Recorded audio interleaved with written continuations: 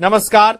मैं सच की आवाज चैनल से आज 30 अक्टूबर बृहस्पतिवार आपका शुभ दिन 50 सबसे बड़ी खबरों को बहुत कम समय में साझा करते हैं जिनको झूठी बिकी हुई मीडिया आपसे हमेशा छुपाती है, लेकिन हम उनको आपको डायरेक्ट बताते हैं बिना किसी दबाव के। लेकिन बहुत से भाई ऐसे हैं फिर भी लाइक सब्सक्राइब नहीं करते और ना यही बताते कि कहां से हमारी वीडियो को देख रहे हैं। चलो बहरहाल आपकी मर्जी, आज की पहली सबसे बड़ी खबर पर नजर डालते हैं। 2025 बिहार विधानसभा चुनाव में घोषणा पत्र वाद। महागठबंधन ने अपना घोषणा पत्र जारी किया है जिसमें हर परिवार को एक सरकारी नौकरी, महिलाओं को सालाना 30,000 जैसी बड़ी घोषणाएं हैं। इस पर विपक्षी दलों ने इन वादों को अव्यावहारिक और निराश्रित राजनीति वाला बताया है। भाजपा ने तेजस्वी यादव पर आरोप लगाया है कि वे स्वयं को जननायक उपाधि दे रहे हैं जो पूर्व मुख्यमंत्री कर्पूरी ठाकुर की विरासत है। इस तरह के विवाद से विपक्षी दलों, गठबंधनों के अंदर नेतृत्व को लेकर मतभेद उभरते दिख रहे हैं।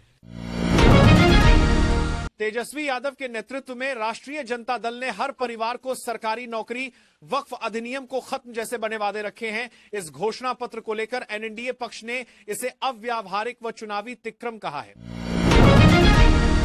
आरजेडी ने बताया है कि उन्होंने अपनी पार्टी से 27 नेताओं को निष्कासित किया है जिन्हें एंटी पार्टी गतिविधियों में आरोपी बताया गया है। यह कदम चुनाव से पहले संगठन को सक्रिय व सजग बनाने की रणनीति के रूप में देखा जा रहा है। तेजस्वी यादव के नेतृत्व में राष्ट्रीय जनता दल ने हर परिवार को सरकारी नौकरी, वक्फ अधिनियम को खत्म जैसे बने वादे रखे हैं। इस घोषणा पत्र को लेकर एनडीए पक्ष ने इसे अव्यावहारिक व चुनावी तिक्रम कहा है। भारतीय जनता पार्टी के सांसद रविशंकर प्रसाद ने स्पष्ट किया है कि एनडीए में सीएम पद पर नो वैकेंसी है। नीतीश कुमार ही इस गठबंधन का चेहरा है। इससे यह संकेत मिला है कि एनडीए सबसे अधिक संभावना के साथ नीतीश कुमार को फिर से मुख्यमंत्री पद का चेहरा बनाना चाहती है। विपक्ष इसे राजनीतिक रूप से स्थिरता का संदेश देने वाला कदम मान रहा है।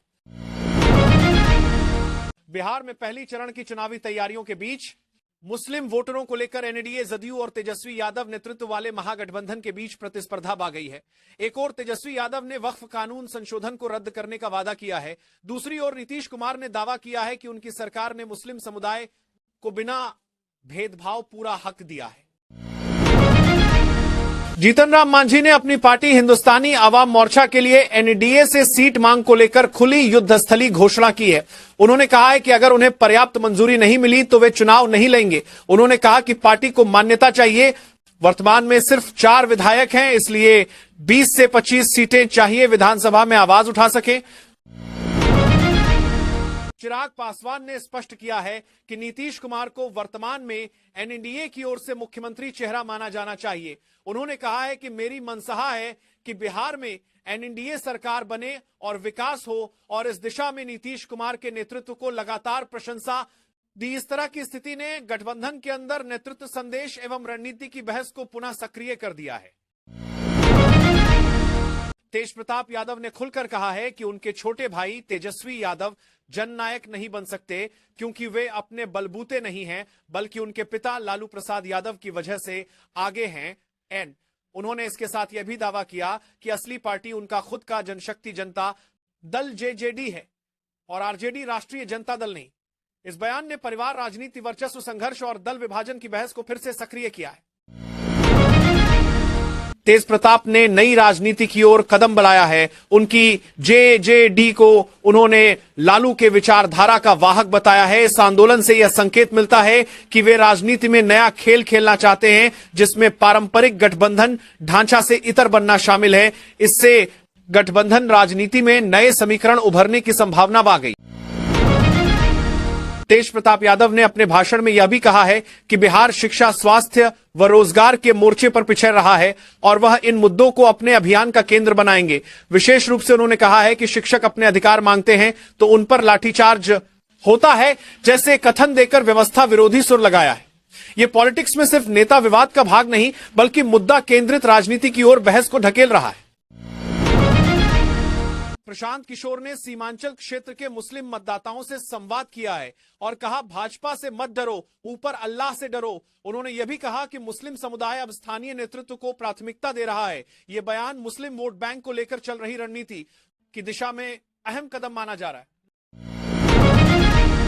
प्रशांत किशोर ने आरोप लगाया है कि उनकी पार्टी जन स्वराज पार्टी के कुछ उम्मीदवारों को दबाव के चलते नामांकन वापस लेने पर मजबूर किया गया। उन्होंने ये कहा है कि लोकतंत्र पर हमला हो रहा है। इस तरह के आरोप चुनाव मंच पर बड़े विवाद का कारण बनाना है सकते हैं।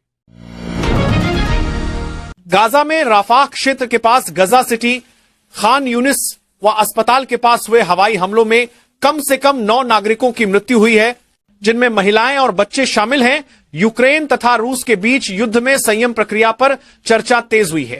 यूरोपीय देश और यूक्रेन अधिकारियों ने एक समझौते की रूपरेखा लाई है, हालांकि अभी युद्ध समाप्ति नहीं हुई है।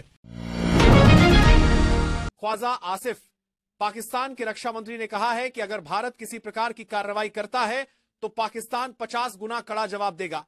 इस बयान ने क्षेत्रीय सुरक्षा माहौल को और संवेदनशील बना दिया है।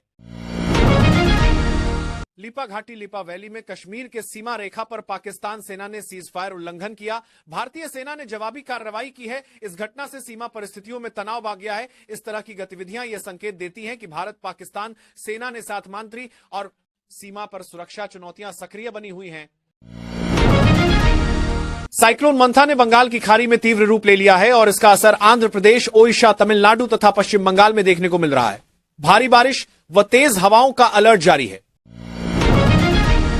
बिहार में आज रक्षा मंत्री राजनाथ सिंह और गृह मंत्री अमित शाह समेत कई दिग्गज नेता चुनावी रैलियों को संबोधित करने वाले हैं। उत्तर प्रदेश, दिल्ली और मध्य प्रदेश के मुख्यमंत्री भी बिहार में चुनावी प्रचार के लिए आ रहे हैं। इन नेताओं का उद्देश्य बिहार में भाजपा की स्थिति को मजबूत करना और पार्टी कार्यकर्ताओं को प्रोत्साहित करना है। देश भर में इलेक्शन कमीशन ऑफ इंडिया द्वारा 12 राज्यों तथा केंद्र शासित प्रदेशों में मतदाता सूची की विशेष गहन पुनरीक्षण SIR चरण 2 की घोषणा पर विपक्षी दलों ने बड़े स्तर पर आलोचना की है। राहुल गांधी 2 महीने के बाद चुनाव प्रचार में सक्रिय होने जा रहे हैं। बिहार विधानसभा चुनाव में उनकी 12 सभाओं के आयोजन की घोषणा हुई है। राजनाथ सिंह ने कहा है कि भारत को युद्ध समान स्थिति के लिए तैयार रहना चाहिए और रक्षा उत्पादन के अंदरूनी आधार को और मजबूत करने की आवश्यकता है।